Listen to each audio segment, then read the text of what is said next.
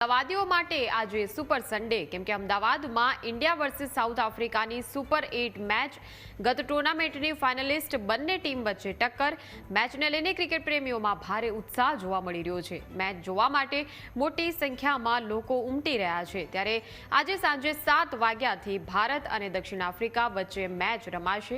ભારતની પ્લેઇંગ 11માં બદલાવ થઈ શકે છે।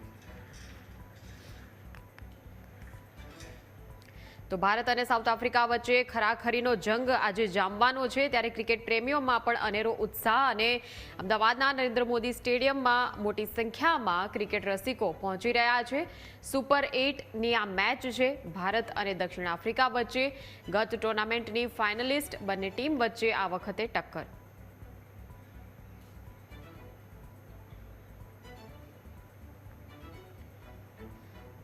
તો અમદાવાદના નરેન્દ્ર મોદી સ્ટેડિયમથી આપણી સાથે સંવાદદાતા મિહિર લાઈવ જોડાઈ ગયા છે। મિહિર, ક્રિકેટ રસિકોમાં કેવો ઉત્સાહ, કેવો માહોલ?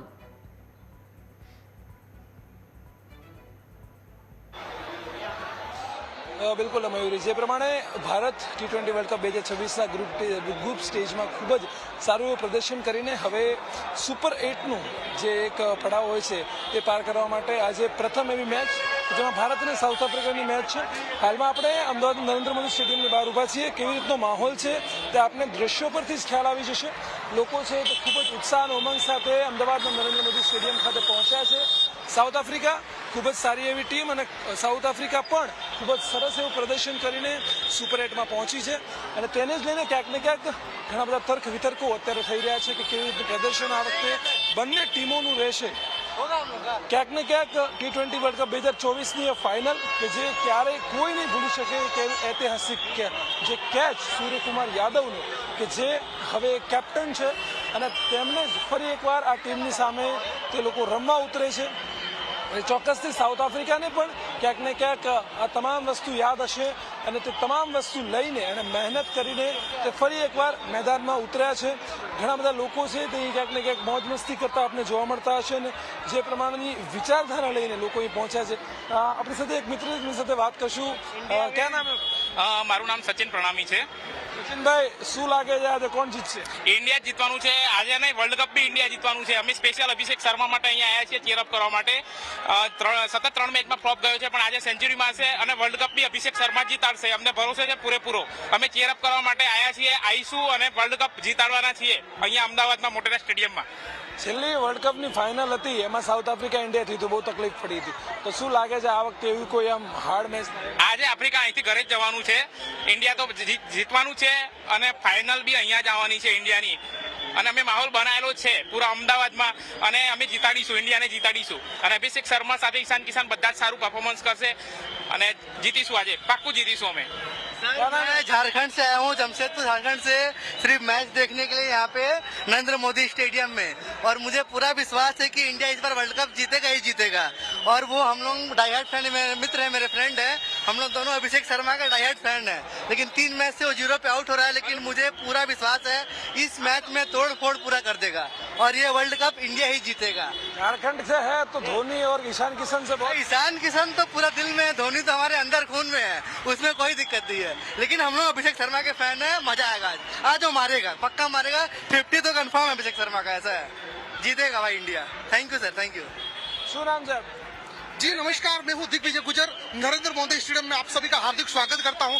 काफी दिलचस्प मुकाबला होगा, काफी रोमांचक मुकाबला होगा। ये मुकाबला सुपर 8 का दौर शुरू हो चुका है और जिस तरह आपको सबको पता है कि भारत के सामने कुछ जो प्रॉब्लम है ये इमीडिएटली इनको सुधार करने की जरूरत है, क्योंकि नहीं करेंगे तो आगे के मैचेस जो कठिन परिश्रम आएगा उसमें आपको काफी दिक्कत आएगी। तो पहला है जो प्रॉब्लम पड़ रही है वो है कि अभिषेक शर्मा का फॉर्म, क्या वो अभिषेक शर्मा अपने फॉर्म को वापिस लौटा पाएंगे नहीं, ये वक्त बताएगा। और दूसरा है तिलक वर्मा का स्ट्राइक रेट काफी स्लो खेलते, वहां पे भी इनको ध्यान देने की जरूरत है। और तीसरा प्रॉब्लम है स्पिन खेलना, क्यों भारत के पास सब लेफ्ट आर्म बल्लेबाज है और वो उन्होंने कमजोरी पकड़ ली कि भारत स्पिन के सामने काफी फंस रहा है, तो वो लोग भी केशव महाराज के साथ राइट आर्म ऑफ ब्रेक के चालू कर सकते हैं, एडम मकरम के साथ भी पावर प्ले में गेंदबाजी करवा सकते हैं। तो इसमें भारत को टीम में कुछ सुधार करना है ताकि मैच में कोई दिक्कत नहीं आनी चाहिए। वैसे एक मैं इंडियन हूँ तो मैं चाहता हूँ भारत जीते, लेकिन भारत को इसमें काफी कुछ सुधार करना पड़ेगा, तब जाके भारत मंजिल तक पहुंच पाएगा।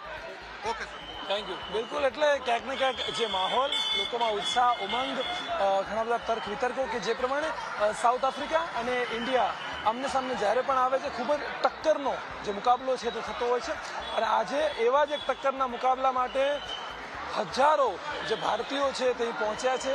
સાઉથ આફ્રિકાના ફેન પણ ઘણા બધા અહીં જોવા મળે છે. વિદેશથી દેશ વિદેશમાંથી લોકો છે તે નરેન્દ્ર મોદી સ્ટેડિયમ ખાતે પહોંચ્યા છે અને ક્યાંક ને ક્યાંક માહોલ અને ઉત્સાહ નરેન્દ્ર મોદી સ્ટેડિયમ ખાતે અત્યારે બહાર જોવા મળી રહ્યો છે.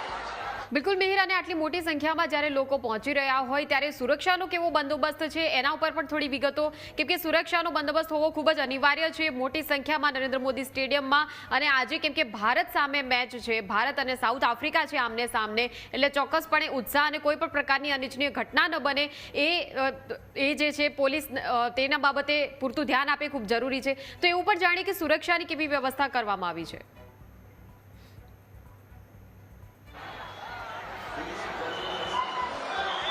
બિલકુલ મયુરી, જે પ્રમાણે મેં અગાઉ આપણે દ્રશ્યો બતાવ્યા, હવે આપણે સુરક્ષા તરફના દ્રશ્યો રીતે બતાવવા માંગીશ કે જે પ્રમાણે અહીં નરેન્દ્ર મોદી સ્ટેડિયમનો જે ગેટ છે તેનાથી 100 મીટર દૂર પોલીસની એક આ રો ઊભી છે કે જ્યાંથી આપને પૂછતા હોય છે કે આપની પાસે આઈ કાર્ડ છે કે કેમ, આપની પાસે ટિકિટ છે કે કેમ. આ તમામ બાબતની જે તપાસણી છે તે કરતા હોય છે.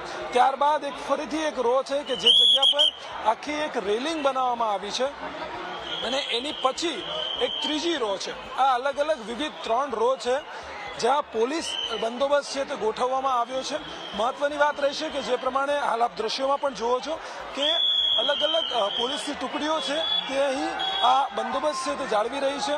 કોઈ પણ જાતનો એવો અનિચ્છનીય બનાવ છે તે ના બને તે માટે પોલીસ છે તે સતત અહીં પોતાને જે બંદોબસ્ત છે તે કરી રહી છે. ક્યાંક ને ક્યાંક મહિલા પોલીસ અને જે અન્ય ટ્રાફિક અને તમામ પોલીસ કર્મચારીઓ છે તે અહીં વહેલી સવારથી જ તે તમામ જે બંદોબસ્ત છે તેમાં લાગી ચૂક્યા છે.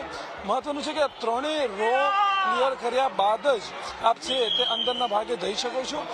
એક જોઈન્ટ સીપી, એક ડીસીપી, 2 એસીપી, 7 પીઆઈ, 30 પીએસઆઈ અને 490 કોન્સ્ટેબલનો અત્યારે હાલમાં અહીં તૈનાત છે અને સ્ટેડિયમની અંદર 531 પોલીસ અધિકારી તેમજ કર્મચારીઓનો બંદોબસ્ત છે તે અત્યારે હાલમાં મોજૂદ છે. એટલે ચોક્કસથી કાયદોની વ્યવસ્થામાં કોઈ પણ જાતની તકલીફ ના પડે, કોઈ અનિચ્છનીય બનાવ ના બને તે માટે નરેન્દ્ર મોદી સ્ટેડિયમની બહાર અત્યારે મોટી સંખ્યામાં પોલીસ કાફલો છે તે પણ તૈનાત છે. કોઈ પણ જાતની ટ્રાફિકની સમસ્યા ના બને તે માટે ટ્રાફિક વિભાગ છે તે પણ એલર્ટ છે. એટલે અત્યાર સુધીમાં જે પ્રમાણે પોલીસ દ્વારા કાર્ય કરવામાં આવ્યું છે તેવું જ અત્યારે પણ અવિરત છે તે શરૂ છે. બિલકુલ આભાર મિહિર સમગ્ર માહિતી આપવા બદલ.